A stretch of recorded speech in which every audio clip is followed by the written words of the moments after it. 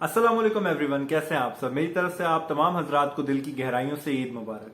Late दरअसल इसलिए हो गया क्योंकि मैं बिजी था यकीनन, और ईद के इन दिनों में सब लोग ही बिजी होते हैं। खैर, हर बंदे की अपनी अपनी मसरूफियात होती हैं और मैं मसरूफ था सोने में। हाँ, मैं सो रहा था क्योंकि मेरे हिसाब से ईद मनाने का मजा ही तब आता है जब उसे सो के मनाया जाए। तो मैं ईद मना रहा था। खैर, ईद की शाम को एक दोस्त से बात हुई तो ऐसी कैजुअली मैंने उससे पूछा कि ईद कैसी गुजरी, क्या मसरूफियात थी। तो उसने कहा कि खाना बनाने में और बर्तन धोने में।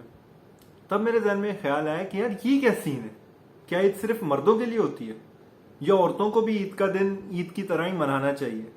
लेकिन ये सुनने के बाद मुझे ऐसा लगा कि अक्सर औरतें ये सोचती होंगी कि यार ईद आया ही ना करे, क्योंकि जो सुबह वो नाश्ता बनाने के लिए जाती होंगी मर्द हजरात के लिए, वो रात को फिर रात के बर्तन धो के ही फारिग होती होंगी और कईयों का काम उसके बाद भी चलता रहता होगा।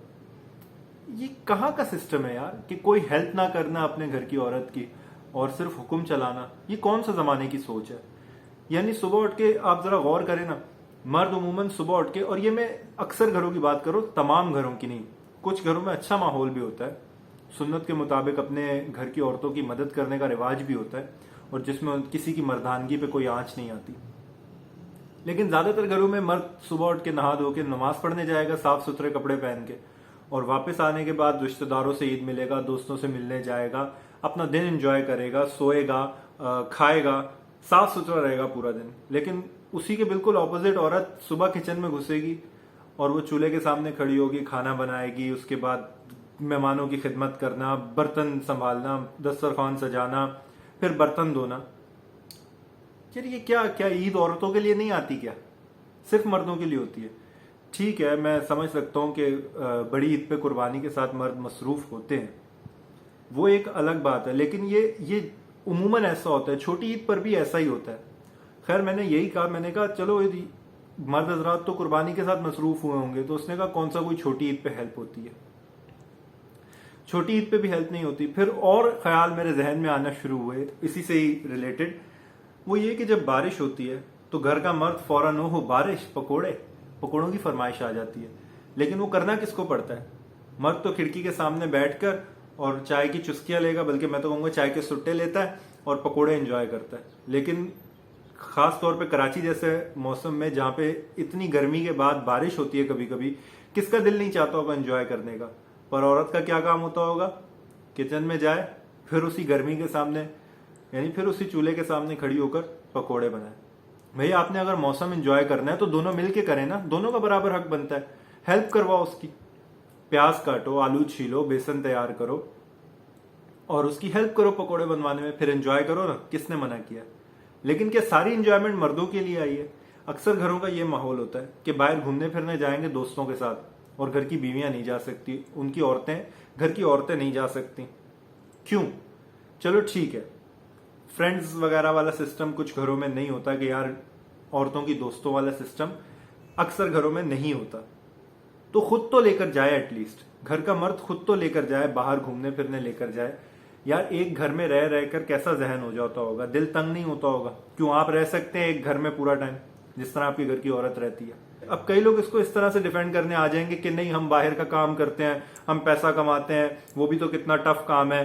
भाई, ये टफ काम ना डिपेंड करता है, ये काम काम के ऊपर होता है। वो मजदूर जो सुबह बेलचा, हथौड़ा और छेनी लेके जाता होगा ना काम करने के लिए, उसका काम टफ है बनिस्बत घर की औरत के। लेकिन जो एसी वाले कमरों में बैठ के काम करते हैं, दफातर में बैठ के काम करते हैं, भले एसी वाले कमरे ना हो, दफ्तर हो, बैठ के काम करना हो, पंखा लगा होता हो, उनका काम औरतों के मुकाबले मुश्किल नहीं है। ठीक है, ये मिथ है, ये एक अफवाह है, इस बात को भूल जाओ। जरा करके देखो घर की औरत का काम। और कुछ ख्याल करना चाहिए यार, जो औरत आपके घर को घर बनाती है, जो औरत आपके बच्चों के लिए तकलीफ उठाती है। कभी कभी बच्चा पाल के देखा है किसी ने?